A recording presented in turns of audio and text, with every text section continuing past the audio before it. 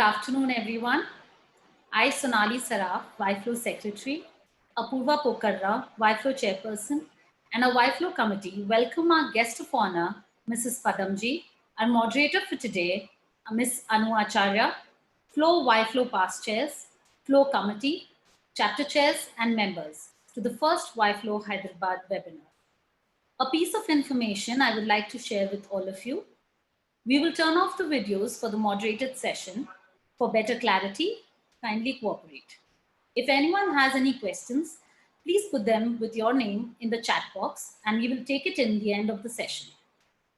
I now invite Aarti Shah, YFLO Committee, to start our afternoon on an auspicious note with Ganesh Vandana.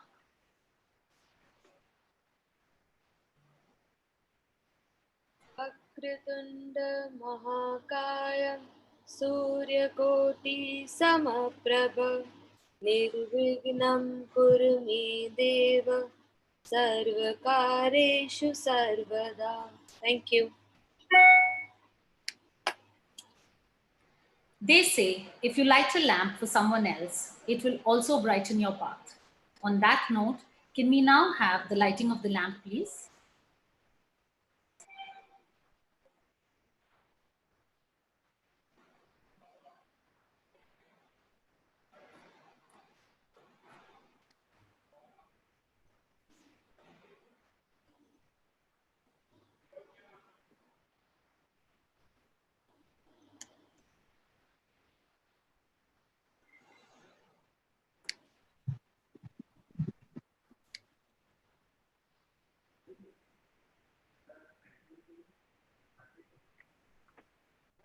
I now invite Apurva, our YFLO chairperson, to address the meeting and introduce our guest. A very good afternoon, FLO and YFLO members, past chairs, and my dear friends. We are today confined by location, not imagination, and it's an honor and privilege that we are able to bring to you an online platform from which we can interact, learn, and understand that empowerment is not purely a physical concept. I'm excited and welcome you all to our first event of a very unique and interesting year, an event that aspires to inspire. Our theme for this year, Burn to Brighten, is the key that unravels the truth behind all successful lives. It is a reminder to all of us that the struggle is real. It's a daily part of our lives, and overcoming it is the journey every individual takes. It's only those who go through the struggle emerge as winners. We would like to use this platform to learn from eminent personalities and their experiences and grow in various aspects of our lives. We have started this year by introducing two interest groups called the Healthy Eats and Page Turners. I would like to convey my heartfelt gratitude for the enthusiastic participation I have got from our members. We have been enriched by all the book suggestions, as well as the wonderful recipes being shared in these groups. Participation there is open to all members, and you can ask to join if you haven't already by dropping me or my committee members a message. IT team, can we have the slides, please?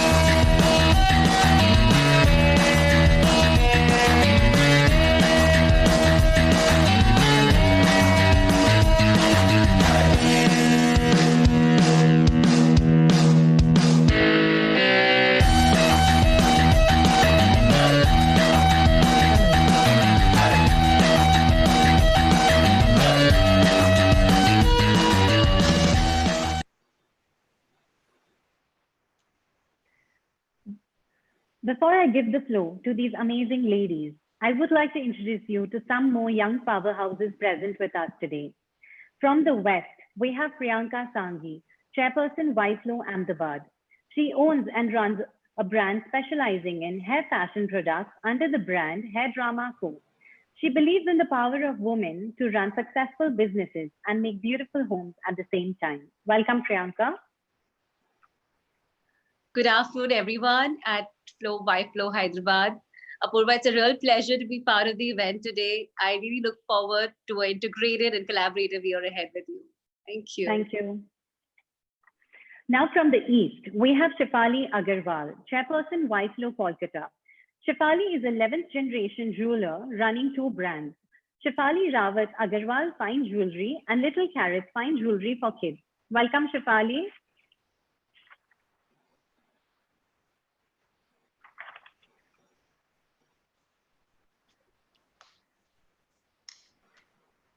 Hello, I think I'm facing some sound issues. I don't know if you guys can hear me or not. We can hear you. Can you hear me? Yes. Thank you so much, Apurva, for introducing me. Hello, everyone. Hello, Hyderabad. Happy to be here today and to be able to learn and be inspired from Meherji's inspirational talk. Thank you. Thank you. Last from the North, we have Karishma Baby, Chairperson YFLO Delhi. Chairperson Karishma is a brand strategist for her family-owned business, Forest Essential. And before this, she has been at the helm of many brands of the LVMH group of companies. Welcome, Karishma.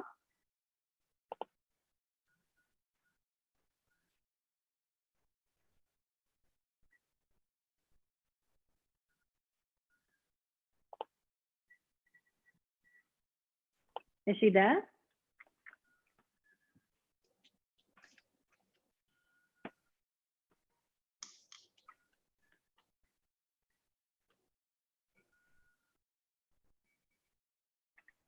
Okay, I don't think she's there. We now take a step further and are truly grateful today to have a brilliant industrialist and a philanthropist, Meher Pudumjee, with us today. Mrs. Pudumjee is the chairperson of Thermax Limited, one of India's leading energy and environmental engineering companies. She is the chairperson of Akansha Foundation and is a trustee of Teach to Lead Mumbai. She's also on the board of Imperial College India Foundation, Shakti Sustainable Solutions, and Pune City Connect, and has a keen interest in music, especially Western classical. Meher represented India at the Asian Business Women's Conference in Osaka in 2006, and the World Economic Forum in 2008 selected her as a young global leader for her professional accomplishments. In 2009, she was elected the CEO of the Year by Business Standard. An avid supporter of child education with a passion for music, we wish to know how this phoenix rose to glory. In conversation with her, we have our very own dynamic entrepreneur and my dear friend, Mrs. Anu Acharya, founder and CEO of Okemium Biosolutions and Map My Genome. Anu has revolutionized genomic studies to a whole new level, developing personalized reports for healthcare and nutritional plans. They have now been approved by the ICMR for COVID-19 testing as well. With a unique range of genomics-based reports, she has successfully bridged the gap between the science of DNA and the end consumer. With a wide array of awards and recognition for her contributions in the field of genomics and her aspiring entrepreneurial journey, Anu has undoubtedly established herself and her business as a force to be reckoned with. With these words, I give the floor to the successful and empowering women, urging them to share their stories, struggles, stumbles, and successes today, and hope that in these trying times, they do what they have been doing relentlessly, aspire to inspire. Thank you, Apurva, for introducing our guest. To plant a tree is to believe in tomorrow, and therefore we are felicitating our guest by planting trees in their honor. Can we now have the felicitation slide, please?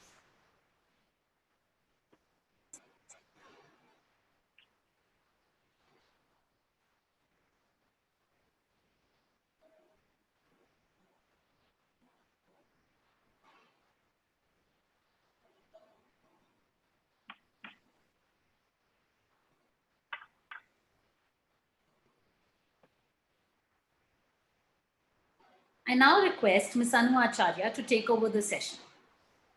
Thank you so much. Thanks, Apurva, and thanks, Sonali. And most importantly, welcome, Meher. It is absolutely an honor to be able to get a chance to actually talk to you on this platform.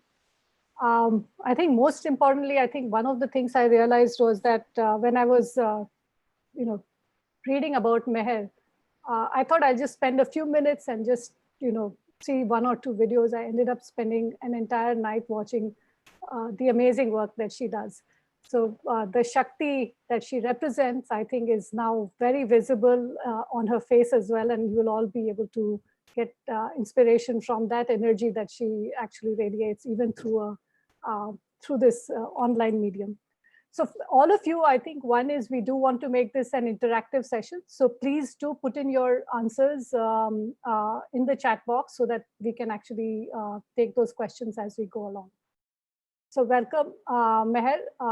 I would like to start off with, one of just if you could take us a little bit through the journey with Thermax, and then we'll take it forward from there. Sure. Thanks a lot, Anu. And first of all, thank you very much, Apurva, for inviting me here.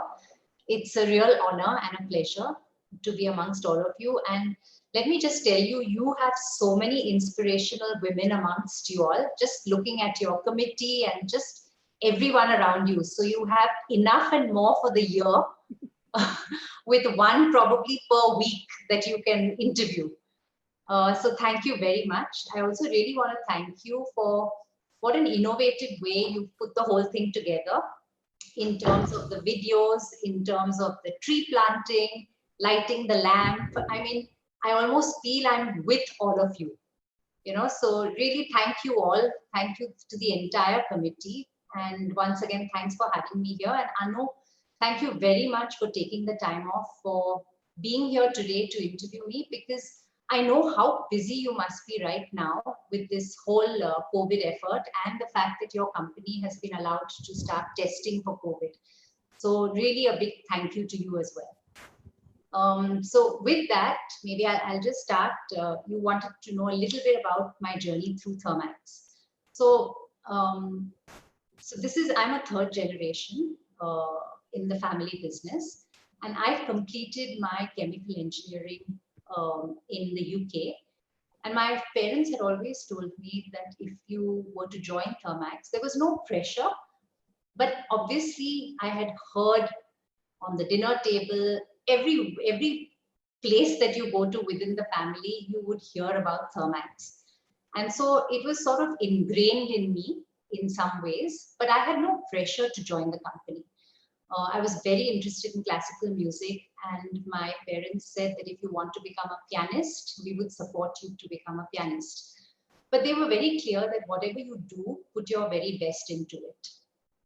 And so when I finished my engineering, I actually decided to come back to India and join the family business. And there also they had a condition that if you join straight from college, you have to join at the bottom. And so I joined amongst 100 other engineer trainees. And this was in the year 1990. Probably most of you weren't born then. And so I joined I was inducted through Thermax. I went through a whole 1-year induction like any other trainee engineer. We were 6 women amongst so many other men. And we have a very good induction program. So I actually went through the divisions, understood different functions, and then finally joined the water treatment division. And then 2 years later, then about a year later, my husband joined Thermax as well. And then in 1992, my parents felt that it would be great to push these 2 youngsters into the deep end and send them to the UK, where we had a tiny subsidiary that was just not doing well. So they said, go there and try and turn it around. And I have to say, I think it was the best time of our lives, very difficult. We had with us one of our directors on the board who was requested, can you go there and be with them for a year? And so he immediately decided that he would come and mentor us. very tough period because we were given a very, very small salary. So we had to budget everything very carefully. I really learned at that time what was the difference between profit and cash, because often I would see profit on paper but have no cash to pay salaries or to pay our vendors. And in fact, today during COVID, I think this is the best experience that or the best thing that I learned from my 4 years in the UK is this difference. I also learned to work in a team. I learned to do everything because it was just 6 of us. So we learned whether it was manufacturing, purchase, being a secretary. I remember picking up the phone and people telling me, I want to speak to the salesperson. And I'd say, speaking. And they'd say, no, I want to speak to the salesman. And I said, sorry, you've got the salesperson here. And so this is even in the UK. So it was a very humbling experience. It was also very good for us as just 2 individuals who had just got married. And so it was very nice to be away, just the 2 of us. And we had our first child when I was there in my 4th year. And learned a lot of things in terms of how to plan my life, which maybe I'll talk about a little later. And then we came back to India suddenly in '96 because my father passed away very suddenly with a heart attack. And my mom then took over as the chairperson of the company. And I was elevated to the board. Very, very difficult because I had gone away as a trainee and I had come back onto the board of the company. So, you know, it's tough because you've made so many friendships with people because you were at their level or at their grade. And suddenly you're sort of catapulted to the board. And so they see that there is a difference. And suddenly they don't share as much with you. You know, so people who I had as very good friends suddenly within the company had that distance maintained. And of course, it was a difficult time because a year later, my brother also passed away in a car accident. So it was very tough for the family, both on the personal side as well as on the professional side. My husband Firoz then started looking at the international business. I got into finance because I just felt that without my dad being there and my mom not too into financials, I felt I need to know a little bit more about the financial aspects of the business. So I got in there and I was learning under somebody. Then I looked after a couple of our divisions, one of which didn't do well at all. It was our Thermax Culligan joint venture, where we were making bottled water, you know, the 20-liter. We were one of the first in the country to bring that in. But we went in thinking that we know how to do water treatment, so we might as well go into bottled water, little realizing that there's a huge difference because one is a B2B business, the other is a totally B2C business, which involves a lot of marketing, a lot of sales, advertising that we knew very little about. And so it was a total failure. In fact, we had to come out of it. And of course, the company went through a very, very tough time. Our share price, we had gone public in '95, just 1 year before my father passed away. And the share price, which had gone to 420 rupees, came down to 36 rupees.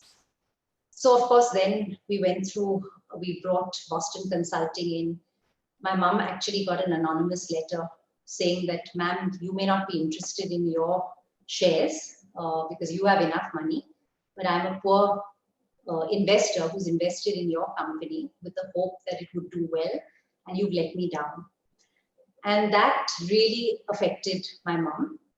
And so we got together and all 3 of us, my husband, myself, and my mother, said that we have to do something with the organization. And we were completely out of depth. We just didn't know what needs to be done. And that's when we brought BCG in. And then they helped us turn around the company. In 2003, my mom said, enough is enough. I'm now 61 years old. I have been in HR and I have said that a sell-by date is a sell-by date in any organization. And our timing is 60. I'm already 1 year over it, and so I need to retire. And that's when the board made me the chairperson of the company. So it's been, I would say, in one word, wonderful, but with lots and lots of ups and downs. Fantastic. I think I have so many questions now, again, from what you just said. But maybe I think there are a couple of things that maybe if I can touch upon a little bit. And I have a little experience also, because I also have my husband working with me in one of the companies, and then I didn't let him be in the other company. So one, I wanted to ask you is, how is it working with your husband from a professional standpoint? And then the other question, obviously, is I think you raised a very important point on the cash versus the profits. And we'll get back to that a little bit later as well. So maybe if you can touch upon, how do you manage working relationship? I think with parents, it's different. With siblings, it's different. And with the husband, it's different. But I think that would be an interesting thing to just know a little bit more about how you managed it. So Anu, it was quite, it was, I think, probably tougher in the UK because we were such a small little company. We only had 6 people. And so in some ways, we didn't really have too much of a clarity as to what he would do and what I would do and what everybody else would do. We would sort of get into each other's. So it was sometimes a little tough. But I think after coming back to India, there's much more clarity. It's not easy for a man, for a husband to look at his wife as chairperson. But I have to say my husband has been one of the most supportive people. He has been my partner in many ways, even though I'm chairperson. We are on many committees together. I bring him in. I discuss a lot of issues with him. I take a lot of his advice. I also sometimes say, I don't want any more of your advice. I can decide, So there are times when that also happens. Or sometimes I just say, okay, so now I'm the chairperson, I will decide. So sometimes it's a little kiddish and childish in that as well. But I think I wouldn't have it any different because I just feel that we're a very good team. There are a lot of things that Feroz has which I don't, and there are many characteristics that I have which he doesn't. And so I think we complement each other in many ways. And so I think as a team, we seem to be a good team together. I want to just quickly bring through a more, the aspect of, you've had 2 people in your family die, your father and your brother, which is absolutely not an easy thing to go through. I'm sure it has been a very, very difficult thing to deal with that and simultaneously taking on the business at the same time. But how did you deal with that? I'm sure now it's a few years later, but it must have been really tough for you to be able to deal with that and suddenly have a lot of responsibility that is thrust on you, right? I would say, Anu, first of all, I think in death, time is the biggest healer. Number one. So as you said that a lot of time has passed, it was very difficult when it actually happened, especially my brother, who was all of 25. And so it was really, really tough and very tough on my mom as well. And so I think time is the biggest healer. In our case, I would say my mother was stronger than I was. I really don't know how she managed, but when my father passed away, she actually decided to go for a meditation called Vipassana. And she has found it extremely helpful. Just to be at peace with herself, just to understand that death is sort of it's 2 sides of the same coin, life and death. And so she has done a lot of reading about death, and she practices her meditation every day. So she has found it, I can't say easier, but I think she's learned to deal with it a lot better. And I think one of the things that I really felt when both of them passed away is that I had no guilt with either of them. I had a phenomenal relationship with my father, a genuinely very good relationship. And with my brother, like any brother and sister, again, ups and downs, but and he used to get most irritated with me because he used to say, "You're not my mother. I don't have two mothers. You're only my sister." And I'm 5 years older than him. And so, but a lovely relationship. So if I had to rewind, I wouldn't do anything different with either my brother or my father. And I think because our relationship was without any guilt, I think it's easier to take death.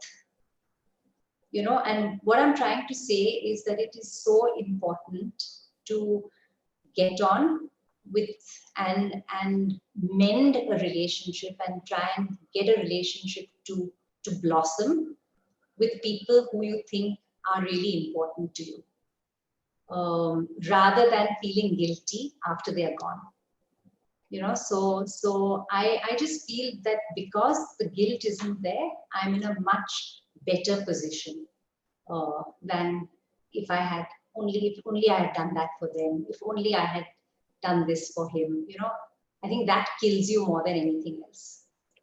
Absolutely. No, I think that's amazing advice for everyone here, that I think keep your relationships as, you know, healthy as possible, because I think we never know when any one of us might leave the earth. So I think that's absolutely true. I do remember seeing your mom speak on the meditation, and I was very inspired, but I could never get myself to go for 10 days to do that. But He kept telling me that you must go for 10 days. But, you know, I'll tell you, meditation is not for everybody. You know, and also, I think there's a time and a place for it. You know, so I kept telling her, don't push me. It'll happen. It may not happen. And it actually happened for me when she wanted to retire. And I was I was just not confident of taking over. I said that, you know, my mom's reached such high levels. My father was such a visionary. Where am I? What am I going to contribute? You know, and I was only, I think, 38 at the time. And it was a listed company. There was so many people involved. And I just felt, oh God, how am I going to do this? And that's the time that it came into my head that maybe I need to go for Vipassana and find my own thoughts, be in my own thoughts, be in my own ideas. And I have to say it helped me hugely. But I came back, I took over the organization, but after that, I haven't meditated at all. yeah, I know I do it occasionally, and then it loses, and then you're in the hustle and bustle of things, and then you know, somewhere it gets lost. But at some point, hopefully, we'll all get into that habit. Yeah, but anything. I mean, it could be even art is a form of meditation. Exactly. Singing is a form of meditation. You know, so it doesn't have to be meditation per se. You know, like sitting in one place and meditating. It could be different ways for different people. I think even if you make a habit of reading in a quiet place, I think you're doing something, or you're just listening to music. Everything I think has a role to play in your mental well-being in some sense. Now, one of the things that I was fascinated with Thermax was that you managed to find a purpose for the organization. And I just wanted to find out that, was it always there within the organization? Did you have to do something to, either keep it going, or did you have to just, start from nothing and then, get it in place? So how does that work for organizations? I think that would be very helpful for a lot of the younger entrepreneurs here. Sure. So, I have to say that it's from my grandfather's time. And actually, my grandfather is my mom's dad. Huh? So my father was the son-in-law who took over. But he took over as a professional and then married my mother. And so I think it started from my grandfather's time. And but more so with my father, who genuinely believed in the tagline, conserving energy, preserving the environment. And we grew from being a boiler company so from the known to the little unknown. So a boiler requires water. And that's why we went into water treatment. Water treatment requires chemicals. So that's how we went into our chemical business. A boiler pollutes. So my father felt that if we are polluting the environment, we better clean it up. So that's how we went into air pollution control. A boiler also gives out waste heat. And you can use this waste heat to produce something that is of value. So we produce chillers or we produce cooling using waste heat. So that's how we went into our chiller business. And then if you take all this together, you can produce power by purchasing a turbine. So that's how we produce power. So I think we went from, as I say, from the known to the little unknown, and that's how we've sort of organically, mainly organically, grown the organization. So this has been our tagline, but I just felt that over the years, now it's not just energy, it's also water. Water is a very, very important resource. So instead of conserving energy, I just changed it to conserving resources, preserving the future. And so we do the same thing. It's just a matter of words, but words that mean something for us at Thermax. So we heat, we cool, we power, we clean, we recycle. So we help businesses to improve their business through better efficiencies, through costing. So that's really where we are. But I think our purpose is beyond that. Our purpose, that's the purpose for the business. But our purpose is also, very, very often you talk of shareholder value. But I think there, from my father's time, he's always looked at stakeholder value. So, rarely do I even bother with what my share price is. I feel that share price is an outcome. It's not the reason that you're in business, so it's like a game of tennis. If you are constantly looking at the scoreboard, you won't be good at your game. But if you are great at your game, the scoreboard will reflect that goodness. So the same thing with the share price. So we've genuinely looked at stakeholder value, where share price is just one element. The other elements being our customers, who are for what we exist, for whom we exist, our employees. Our employees have always been a very, very important ingredient of our business. And of course, the community. And so therefore we have done, there's a saying that I read somewhere, which is the business of business has to be growth and profits, or else it will die. But if the business of business is only growth and profits, then it also shall die, for it no longer has a reason for its existence. So I think a business is much more than just your top line and your bottom line. It's about changing the world. It's about empowering people. It's about making people who may not be owners in the business feel like they are owners, feel like they are, my dad used to say, entrepreneurs in the business.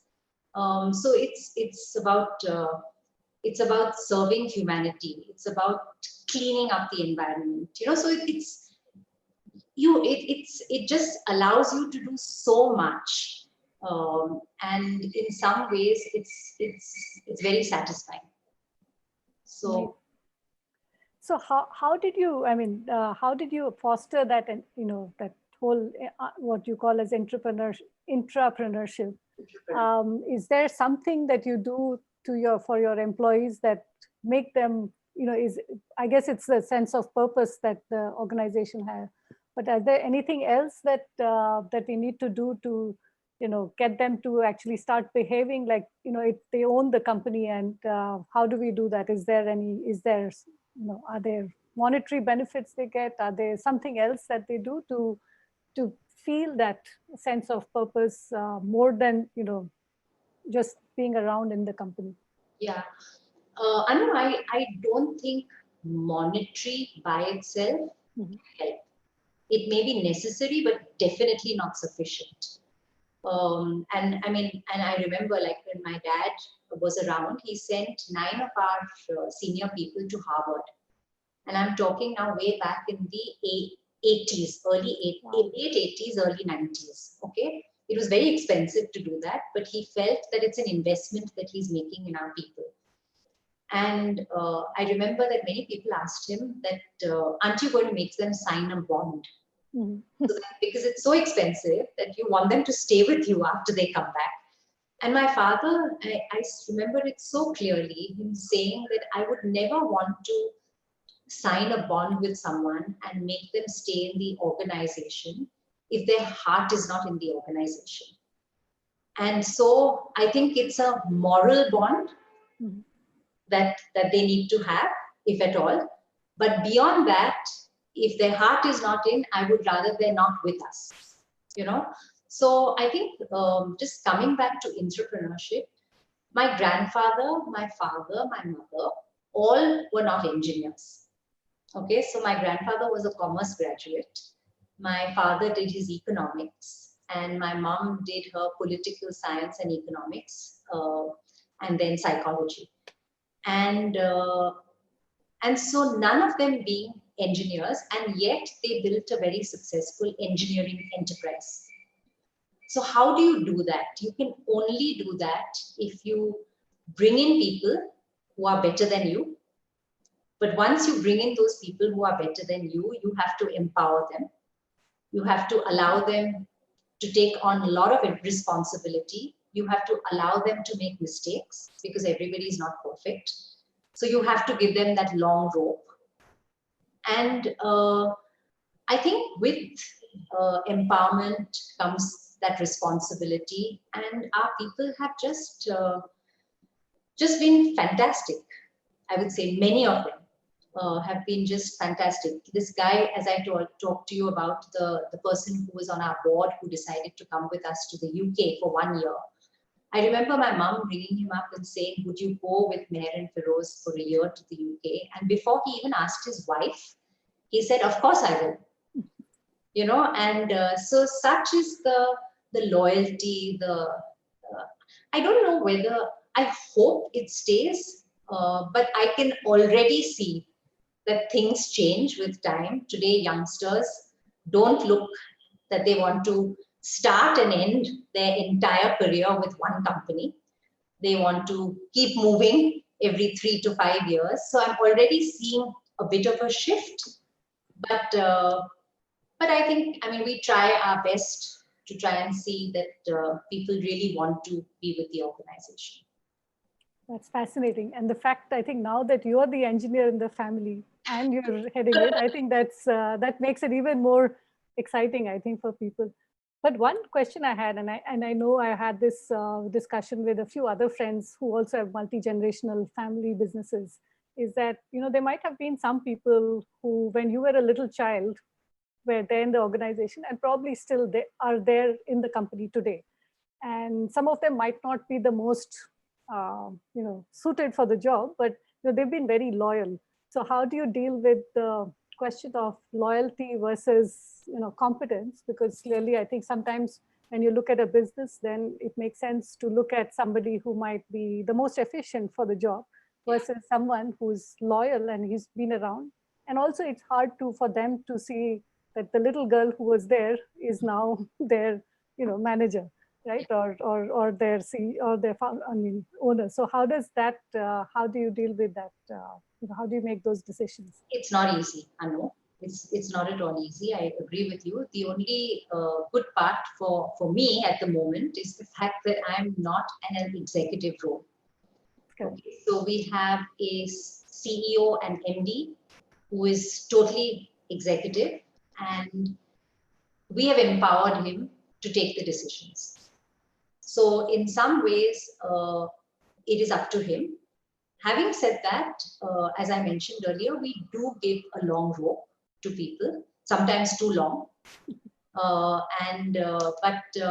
But but we do invest in them. We do try and help them. We try and support them.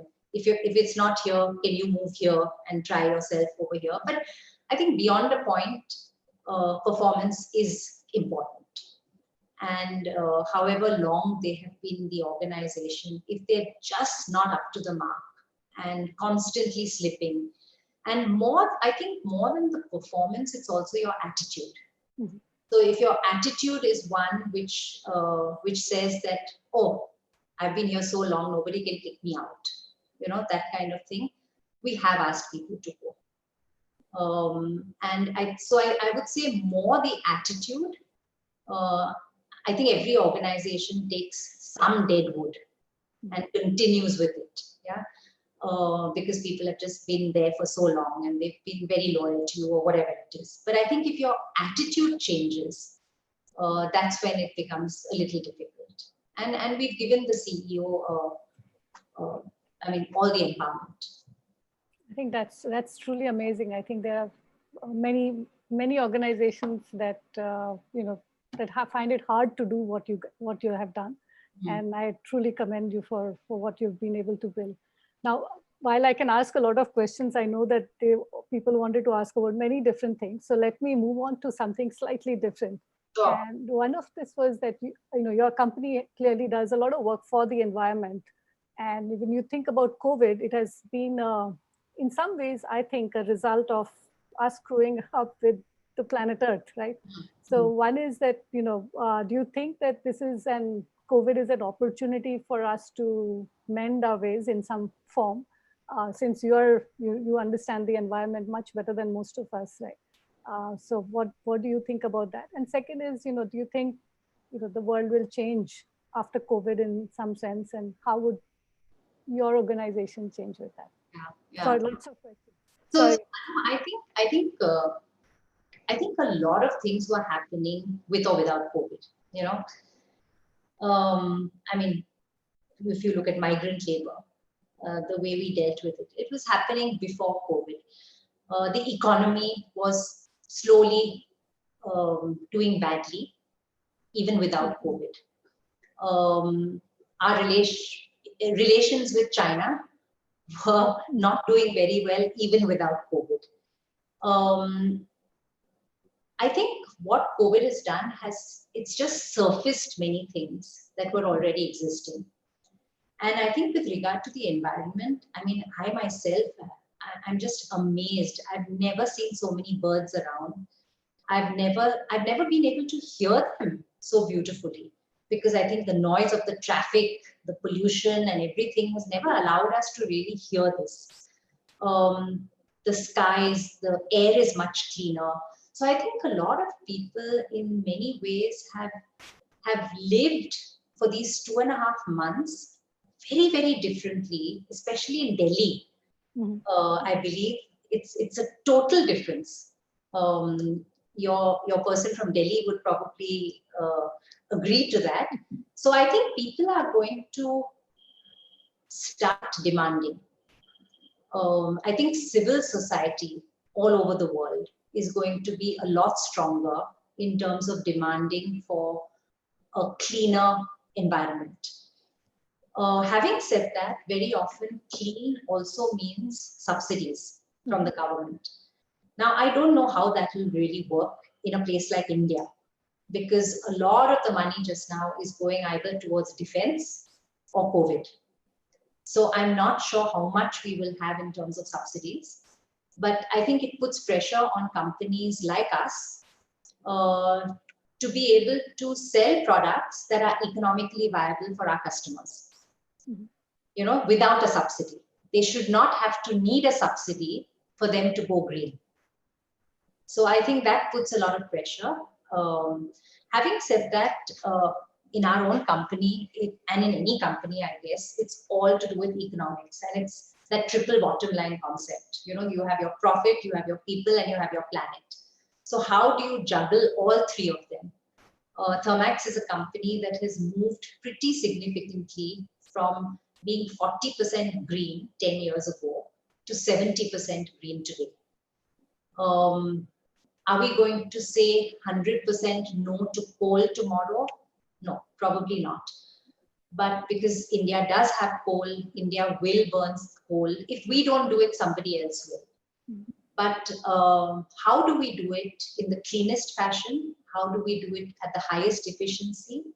How do we push for cogeneration, which means you have power as well as steam, or trigeneration, which means you have power, steam, and cooling? And just for the information of people, when you move from just power to steam and power, the efficiency goes up from the mid-30s to as high as 80%. And then if you have trigeneration, it's even more. So it depends upon your process. But if your process needs steam, needs power, and needs cooling, you have the highest efficiency system. Yeah. And today you have so much with regard to pollution control, to sulfur control. So one can make it cleaner than what it is. So that's where we are on the environment side. And you asked something else as well after that. What did you ask? Yeah, one is how do you think the world will change post-COVID, and what can other people do to help in making the? I didn't ask that, but I'm asking you now. How do you make that? What advice would you give to others to say how do you make it a little bit more cleaner than it is? Say right now we were forced in a lockdown situation. I think you saw the birds, we saw the everybody a lot of wildlife come out.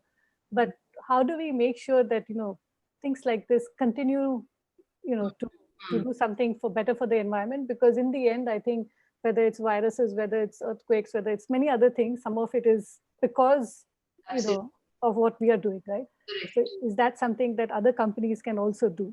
I think one is a lot of awareness. The other is, of course, regulation from governments. For example, today there is something called 5-star ratings for, say, an LED bulb, or for many different items. Can you have a similar rating for industrial products as well? Can industrial products do a voluntary rating? That's, if regulation doesn't happen, can companies come together and do a voluntary rating? But at the end of the day, I think it all comes to economics. If something is economically viable, that will move the needle. So I think it all comes to economics unless it is regulated. Yeah, that's true. Or unless you have a very visionary leader. So say there are many customers of ours. I mean, you look at Godrej, you look at Unilever, you look at Nestle, you look at there are many customers of ours who are saying that we have a target, ITC. We have a target to move to green. And so we have one of our companies that sells build, own, operate products. So instead of selling a boiler, we sell steam. But that steam is only produced from biomass, which is green. So they say that we only want steam from something that is green. So if you have a very visionary person at the top, or a board that's very visionary and saying that I want to move my company towards green, that could be another way to do it.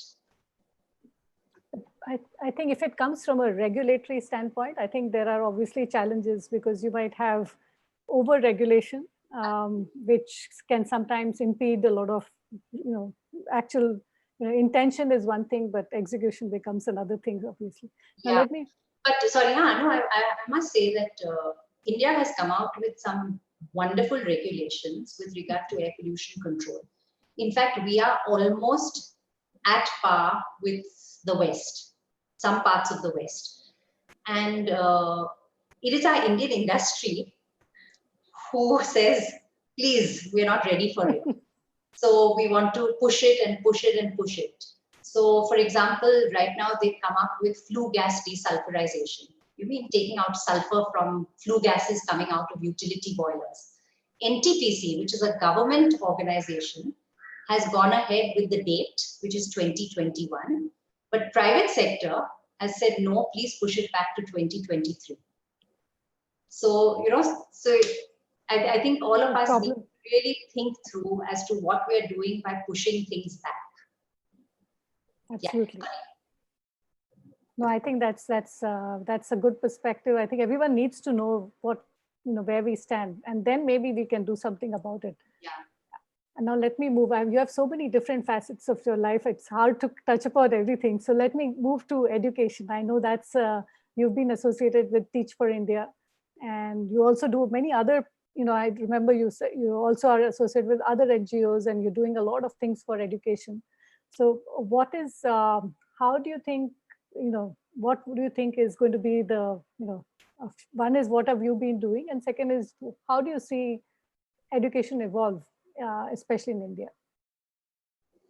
So, in India, we have, believe it or not, but we have 3.6 million NGOs. 3.6 million. Okay. And so what do you choose? Which ones do you choose? Even if you want to do something, which one do you choose? And I remember the reason why we actually chose Akanksha was purely, and this was probably going back 20 to 23 years. In fact, when my brother passed away, he was very keen to give money, and he kept telling my mom we should give all our wealth for the poor.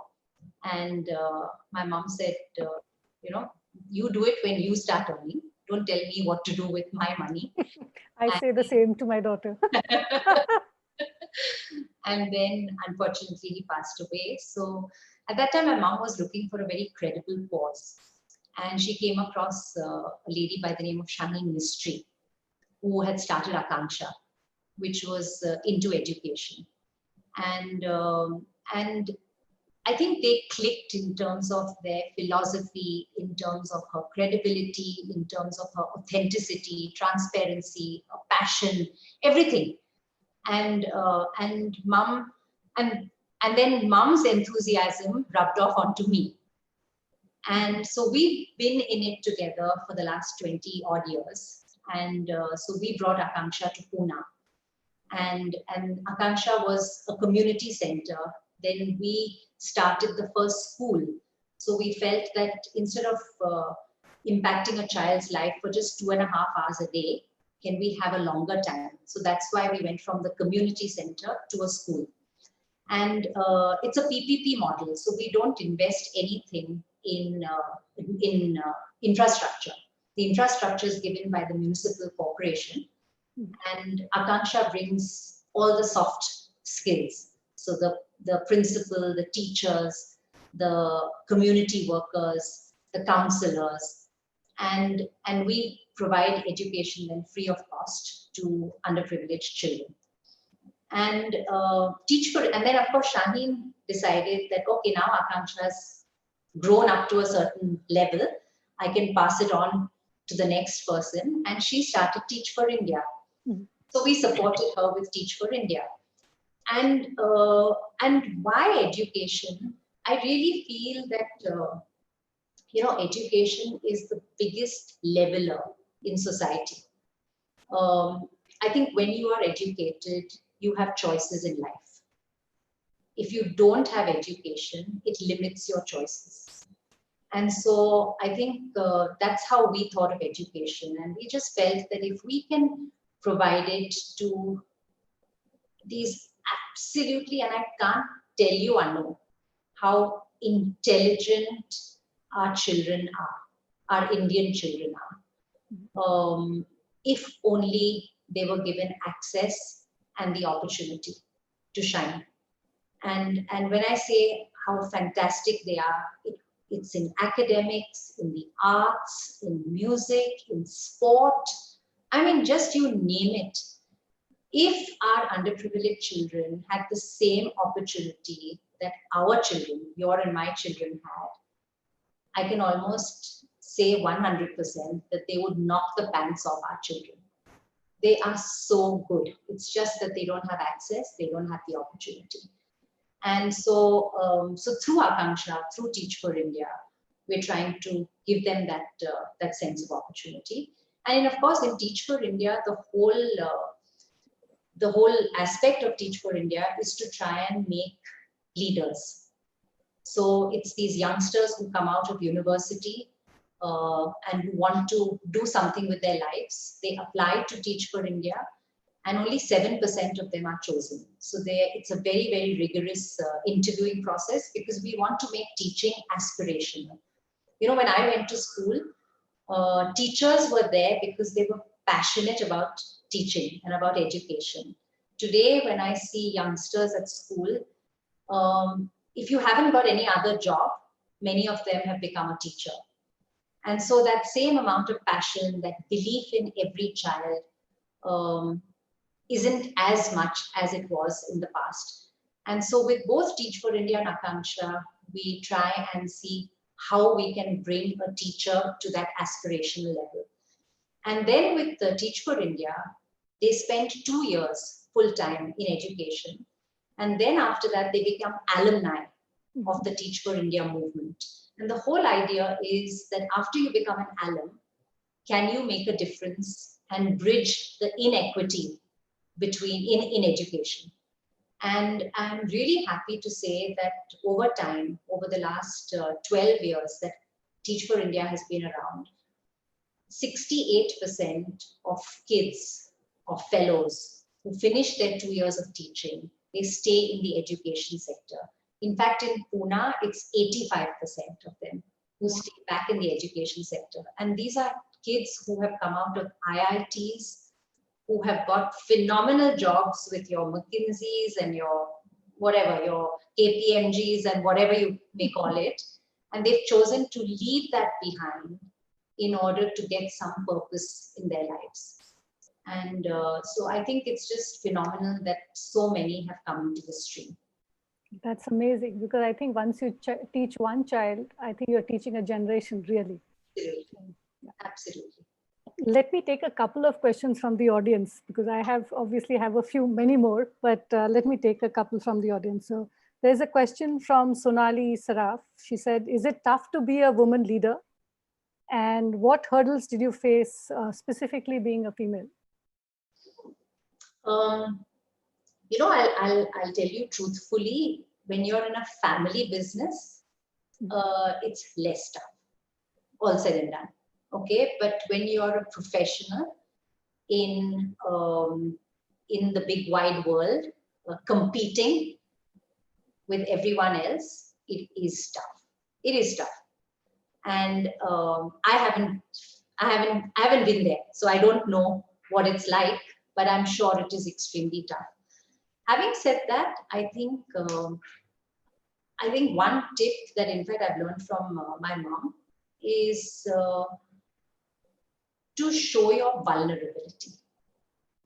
I think especially in a family business, I would say. I don't think just because you are an owner or just because you've reached the top of the organization, you're supposed to know everything. I think the more that people see that you're human, that you can make mistakes, that you also feel sad, that you also have certain vulnerabilities, I think that difference between seeing you as up there and them as here comes down. And I think it puts much less of a burden on you as a leader. I've seen that working. Having said that, of course, as I mentioned to you, in the UK, people would assume that an engineering product could only be sold by a man. You know, so I mean, that's the world. If you let it bother you, you're never going to get far. I think the most important thing is God has given you 2 years, take it through 1 year and out from the other. You know, so anything that doesn't sit with you, whether it's for you being a woman or anything, just knock it out if it doesn't fit with you. At the same time, I would say one thing, I would say don't try and ape men. You know, women have got such phenomenal characteristics that they bring to the table that complement men.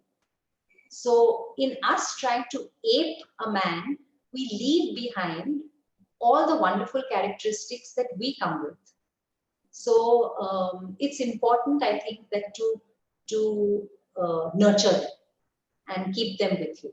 You know, And one other thing I would also say, Anu, is that, sometimes we women use our gender as an excuse, in the sense that if you haven't been given a promotion in an organization, I've seen it in the organization, oh, he didn't give it to me because I was a woman. Sorry, but what about your performance? Can we look at that first? So everything is not because you're a woman, poor me, nobody loves me, that kind of a feeling. I think you have to look at your performance has to speak for itself. And so I would say these are some of the things in terms of being a woman. But I think it's a phenomenal thing. In fact, I would only say it's a positive. Absolutely. I think, but one of the things, at least when people send me a request to speak somewhere because I am a woman entrepreneur, I tell them that please correct it, change it to just entrepreneur, and then I'll talk to you. Very true. Very, very true. Yeah. I agree with you. Yeah. So let me take another question from Jyotsna. She has actually 2 questions, and I think some of it touches upon some of the things I would have liked to ask you, which is that what's your perspective on philanthropy? Because unlike many companies who do CSR because it's a legal requirement, you've been able to do this, but Thermax is doing it beyond it, right? So what made you, what's inspired you to give that drive and focus to a large part of your time trying to do that as part of who you are and an organization, rather than say, that 2% or whatever that is forced on you? Sure. So yeah, absolutely. I think first of all, it's in the psyche in terms of giving. In some ways, was very much part of the family and our family culture. And my mom's a psychiatric social worker. So I remember when I was a kid. My mom did all sorts of strange things. She picked up 2 boys from the streets of Pune, little boys, and asked their parents, can I take them home and can I keep them in my house and send them to a regular school? And the parents said, we would love it. So their names were Rukum and Bhasha. I still remember. I was probably 6 or 7 years old. So Rukum and Bhasha were suddenly brought into the house, and within 4 or 5 days they ran away because they said, "Humko ye bhoot bangla mein nahi rehne ka. We want our freedom. We want to be out on the streets." And so all I'm saying is that it started from when we were very little. With my mom constantly wanting to do things to help people, and there is a little difference, I think, between philanthropy and CSR, which I just thought I should bring to this. It's important to clarify, yeah. Yeah, CSR is your corporate social responsibility. And I think one thing that I've learned from the very beginning is that there is a very strong Lakshman Rekha between you and your family and the organization. The organization is a limited entity, and you are the family that perhaps happens to own it. Okay, but the two are completely separate. So to me, CSR is your corporate social responsibility. Okay, so it's this 2%, and I don't believe in this 2%, but whatever. So it's this 2%, it's the volunteering of your employees, it's sensitizing them, all that. Philanthropy is what you give as a family. It's the money that you give from your family treasure, not from the company, but from your from your family. And so there is a difference between the two. And I would just say one thing, that you do it not because you feel that you are there and somebody's here and you're sort of being kind to him and nice to him. And I don't think it like that. The amount of pleasure that you get and the return on investment, so to speak, is infinite. To see a child, we've got 15 of our children from Akanksha who have got into United World College. They are all over the world. They are in Singapore, they are in Italy, they are in Germany, and all of them then, all totally paid for on scholarships. And then all of them are given 100% scholarships to go to university in the States. So today, I think there are about 10 of them who are in the United States at a university that our children would go to. Now, seeing that just gives you so much pleasure. You know, I mean, the check is one tiny part of it, but trying to build an organization that does that, I think it's just phenomenal. And so I think philanthropy is more than just writing a check. You know, it's giving of your time, giving of skills. And I'd really like to mention one thing. You know, I'm part of something called Social Venture Partners, which is also there in Hyderabad. Correct, yeah. Yeah, and there's a lovely, lovely man who's looking after it in Hyderabad. And SVP is basically an organization that allows anybody who wants to do some sort of philanthropy but says, I don't know what to do. I don't know where to put my money. I want to learn about other things. I want to know this entire philanthropic space a little more. SVP is that. So you give 2.5 lakhs or 3 lakhs of rupees every year. And we all come together as partners. And we all decide on where we want to give that pool of money. And then we all learn about grantees, we learn about other philanthropists, we get people who are speakers, and it's just an incredible journey. So since it's in Hyderabad, I would really urge many of you to, and I'll send Apurva or Anu the details, whoever's interested. Absolutely. And one more question from Jyotsna Angara is, do you think your journey with music has shaped you to be who you are? And what's your opinion on the relationship between arts, music, and leadership? Do you believe that people who have an affinity to such arts are more sensitive leaders? I think so. Yeah. I think any form of art makes you a little more sensitive. Any form. It could be art, it could be music, it could be anything. But I think there's been a huge learning between my music and work. And in fact, I've written an article about it in our in-house magazine called Fireside many years ago, because I'm part of a choir in Pune, and I just think that the way a choir is, you know, where you are listening very, very sensitively to each person who's in the choir as you sing, so that you hit that right note. I think the same thing goes for an organization. Unless you listen to a person who's managing the next department, or listening to your customer, or listening to your vendor, seamlessness will not happen. So you will not hit that right note, even in business. There's just so much similarity between a choir and business. And so I've learned a lot, and I just find that it's my form of meditation. It's my time to be on my own. I have a lovely group of entirely different people who are part of this choir. Nobody's better, nobody's worse, nobody's senior, nobody's junior, nobody's more powerful. Everybody is the same. And we have our conductor, who really inspires us in terms of understanding what's behind every piece. So I just find it extremely powerful for me. And you'll ask anybody in the organization on a Tuesday, it used to be a Tuesday, at 6:30, I just cut off all my meetings and I'm off to my choir. So nothing can come in the way. I just prioritize my time for that because I enjoy it so much. Wow. And so are you the one in Thermax writing the music or conducting it? That's exactly what I'm saying. I'm not conducting, I'm at equal with every singer, which is why it's a very humbling experience, you know, to be equal.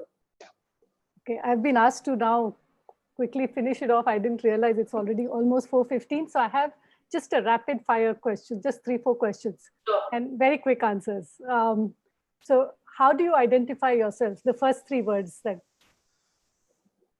Oh, I think good listener, compassionate, and sense of humor. Excellent.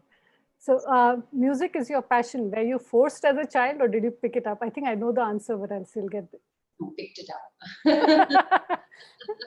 But I have to tell you, since I know it's rapid fire, but I have to tell you that I hated it when my mother when people used to come into the house, and my mom would say, "Come on, May, now get onto the piano and play this piece," showing me off. I hated that. And I sometimes do it with my children. I was going to ask. I have to be a little aware of what I'm doing because I didn't like it at all. Right.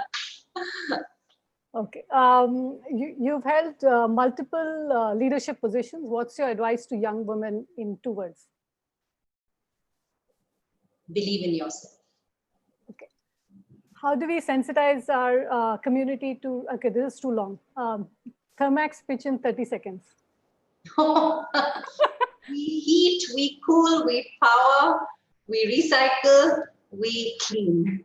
Okay, absolutely. I think I'll have to say that you are the coolest person that I have interviewed. So thank you for all the great work that you do at Thermax and outside with education, with music and everything else. I'm dying to meet you in person.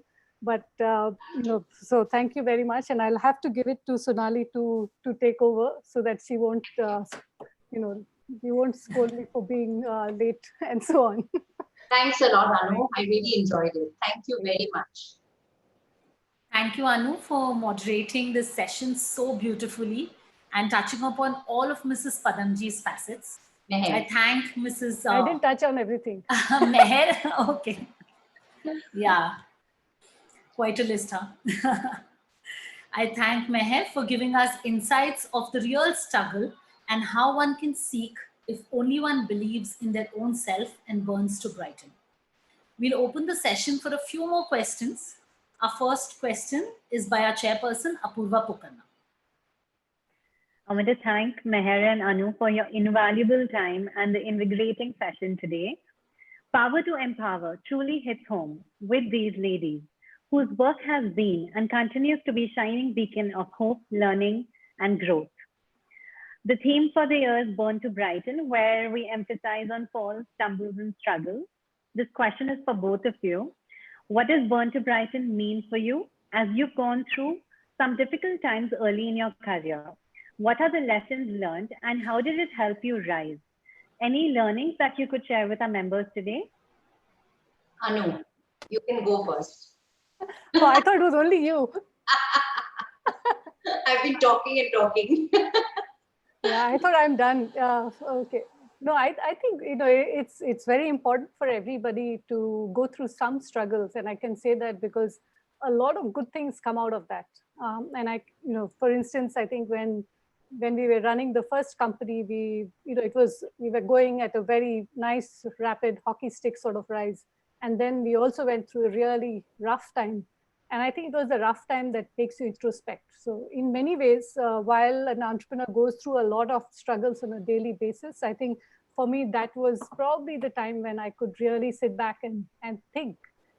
Even though there was a lot of chaos happening, I think it's time to sit back, think, and figure out what next to be done. And usually that thing that comes out when you are not at a high is actually better for the organization and better for you as well. So I think for me, there is a real, that part of my life was probably the most valuable part that I treasure. So I would say that never be afraid of anything that, anything that takes you up or down, because that's part of what we chose as being entrepreneurs. And it helps us in getting to the next place that we want to. Yeah, very, very, very, very true. I totally agree with you, Anu, in terms of, I mean, it's part of life. It's part of what we've decided to do. And I mean, forget work, even life has its ups and downs. So why do we concentrate so much only on the ups and downs of work per se?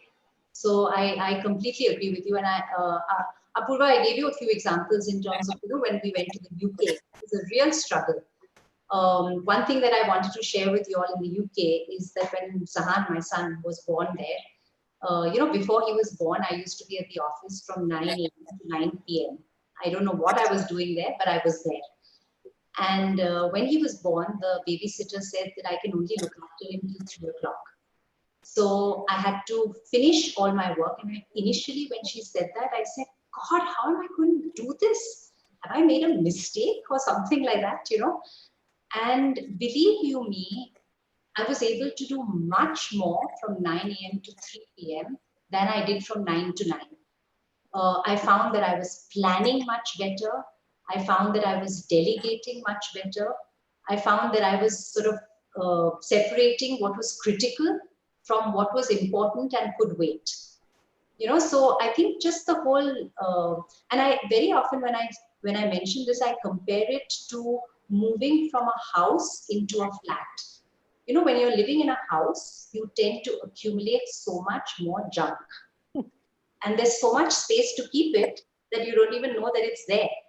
But when you have to suddenly move from your house into your flat, you realize how much and how little you can do with, actually. So you can really make use of your time very, very effectively if you choose to. So I mean, there will be lots and lots of struggles, and there have been, and there are times when you say, oh God, like when we did so badly and the share price went to 36. At that time, we were thinking, should we sell the company? Should we get out of this? We're so out of debt.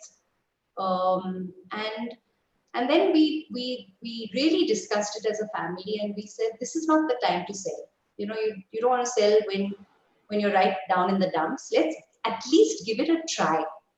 And so that's when we actually called BCG and made many changes.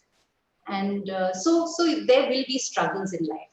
Nothing happens without a struggle. It's what keeps it exciting also. Yeah. I agree. Thank you. Thank you. The next question is by our floor chairperson, Mrs. Usha Manik. Hi Meher and hi Anu. Nice talking to you. And Meher, 10 years back, I heard your mom speaking in the same platform. Oh, really? Yes, yeah, I was there in that platform. And again, after 10 years, I'm hearing yours too. And it is really what an inspiring 1 hour. I didn't know how it passed. Thank you. Yeah. And I want to ask you one thing. Many companies draft their vision, mission, and value statements. Many value statement. They put it down on paper. Yeah, yes. Put it down. Okay.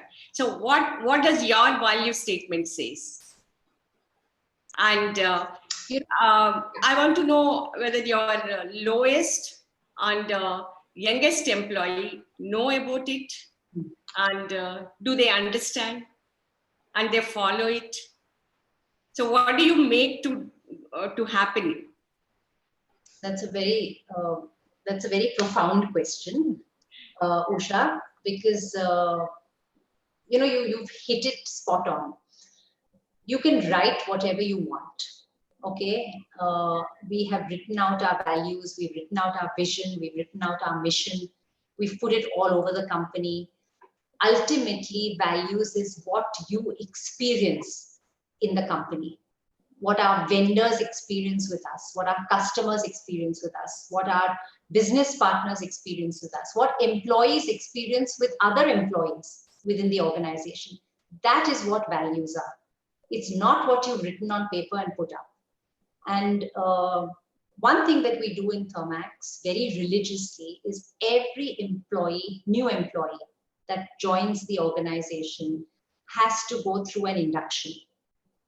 And in the induction, I speak for 1.5 hours, and I take them through our entire story of Thermax, with lots and lots of our journey of Thermax, with lots of stories thrown in.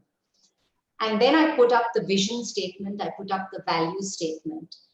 And I tell them that you look at our values and you look at the value of any other company that has gone bust. It is exactly the same. Okay, probably it'll differ by one or two words. Okay, I might put commitment to excellence, you might put commitment to innovation. You know, I mean, there might be one or two things that change, but ultimately there are about 8 or 10 words that are used by every company. But unless those 4 or 5 words in your company really are experienced by your people and by their stakeholders, your values mean nothing. And so we actually put them through this in terms of talking. We talk a lot about it. I hopefully feel that many of our people practice it. Do we have some sort of a measure of it? No, we don't. But our measure is by listening to others, by listening to our own employees. We have something called an open forum where anybody and everybody can ask any question that they want to top management. And we have that in the divisions 4 times a year, and we have it in the company once a year, where I address them and the CEO addresses them. So I think just by listening to various people talk, by asking the right questions, by seeing what we see on paper, by listening to our customers, we do an employee satisfaction survey where some of these things do come out. So, and I think it's a journey of improvement. Can we say today, I mean, I don't think there is an end to it. You know, there's no end point. It's just that hopefully year on year, and I have to say it's like this. You know, it's not even like this, because there will be many people who will slip up. Then you've got to bring them up again. Then you slip up, then you bring up again. But hopefully the trajectory is moving in the right direction. Thank you so much, Meher. You're welcome. Thank you so much. The next question is by our past chair, Ms. Monica Agarwal.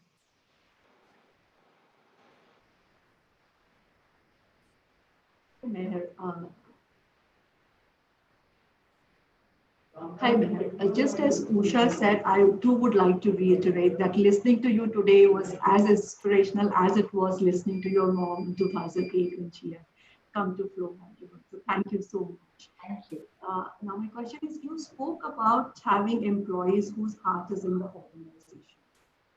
Now, given the size of the company, I'm sure you cannot have a personal rapport with a lot of them. So how do you ensure that in the employees with whom you don't have a personal relationship? You know, Monica, I think as any company grows, there is no way that you can be there for each person. But hopefully, you have built an organization where the next level, through association, through thought partnership, through going through challenges ourselves, challenging ourselves, have in some ways understood what the philosophy of the company is. And the same thing then going down to the next level and down to the next level. Because that's the only way you can grow. Otherwise, you remain very, very small, where you have a direct contact. Having said that, I mean, I'll give you an example. We have a new CEO who has just joined Thermax. Okay, during COVID, on the 7th of April, he joined Thermax. And our old CEO is going to retire. He retires and I requested him to continue till the end of August so that there is a bit of a handover. And our new CEO, we spent 1 year actually deciding who the new CEO is going to be. I don't think I've ever met an individual so many times, and I thank him for his patience before he joined us. So we have really invested as a board, as Firoz and myself, as a family, my mom, all of us, in terms of finding that right person. Because ultimately, we are non-executives. We are not there in day-to-day operations. and therefore you can only influence change. I can't demand it. There are certain things that I would demand, like integrity, and there are certain very, very few things that I would demand, but there are many things that I would like happen, and that can only happen if he buys into our way of thinking. And therefore, we have spent a long time trying to get this person. And touch wood, he's been with us for a little over 2 months, and it's really been a pleasure, even though he's working from Delhi. So one of the things that he did when he joined is he sent out an email to everyone in the organization saying, what does it mean to be Thermax? And so he got some, I don't know, 300 odd responses from someone who's been with the company for 2 days to someone who's been with the company for 30 years.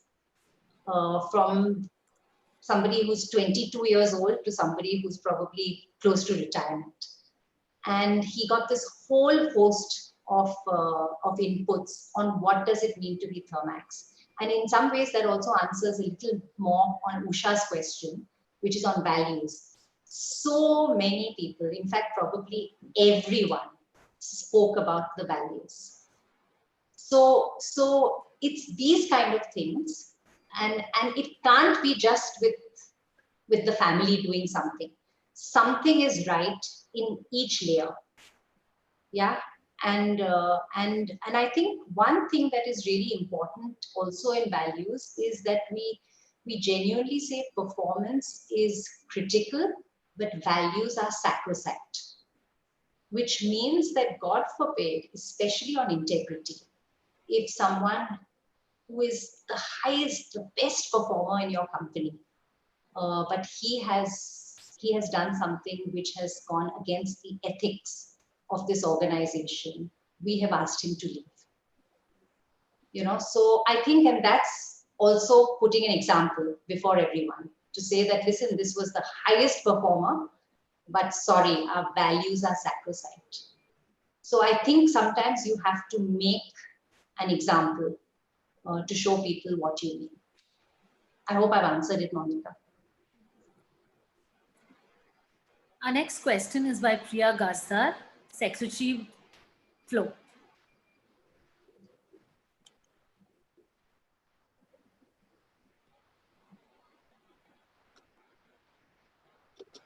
Priya?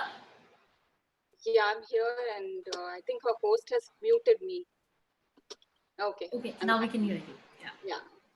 Hi, Meher. It was wonderful listening to your journey. Hi. And I had a question in mind, but I think the last two questions have somehow, you've answered that. So I'll ask you a very seemingly simple question. Which is the most favorite part of your day, both personally and professionally? Which is the most satisfying moment? I'll tell you truthfully. Very often it's when I come out of a Teach for India or an Akanksha board meeting. I tell my husband, I just feel so good. And he said, May, remember, Thermax is the one that allows you to do an Akanksha and a Teach for India, which is true. But I really find that refreshingly wonderful. Thank you. Thank you so much. That was a very engrossing and interesting round of questions and answers. It definitely kept us engrossed and ignited in all of us the fire to achieve. I now invite Deepthi Reddy, our Vice Chairperson, to give the vote of thanks.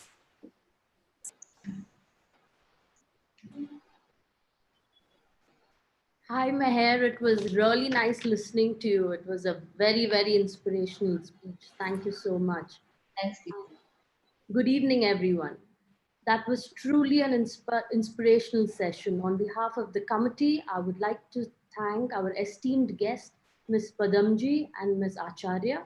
You've been really nice today. I've really loved every bit of it, what you've spoken. Thank you so much. Your words were definitely great, and it made a great impact today.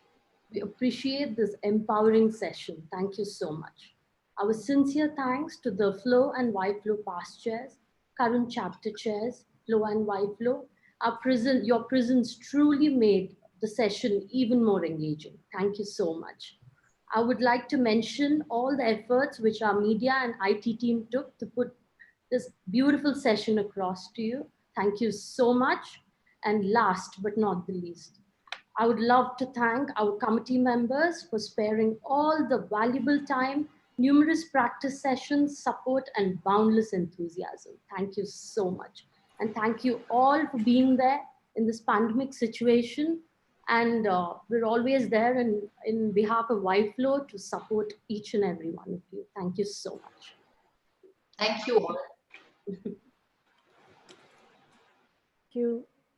And this is our next event, which is by Forest Essentials. So please stay tuned. It's on July 10th. Thank you.